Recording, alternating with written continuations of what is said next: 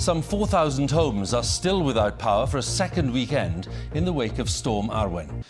Some 4,000 homes are still without power for a second weekend in the wake of Storm Arwen, which swept across parts of the UK and tore down electricity lines. Thousands of homes in northern England, several hundred in Scotland, are still waiting to be reconnected to their energy supplies. Our correspondent Peter Harris reports now from Northumberland.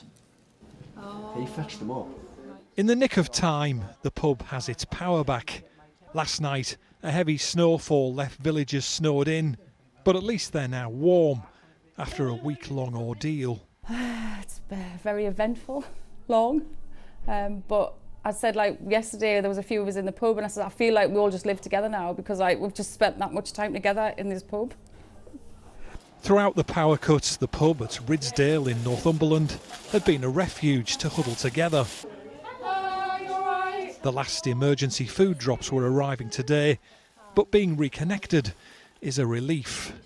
Beautiful, I could get a shower last night, which we haven't been able to. And then, of course, they had the food on, so we came over and the snow just came suddenly down and that was it. Nightmare, total nightmare. If it wasn't for here, like coming over here and that, it would be totally. Not everyone is so lucky. Across northern England and Scotland, thousands are still without power after 9 days. No central heating, no hot water, no showers, nothing. So it's grim for us, but I'm more worried about the elderly people. In parts of rural Northumberland there are freezing temperatures, but there was a more upbeat progress report from Northern Power Grid today. They hope to restore power to all homes across the northeast of England by Tuesday. We haven't seen damage like this. There are still questions about the delays in reconnecting power supplies. Today the Business Secretary was visiting County Durham.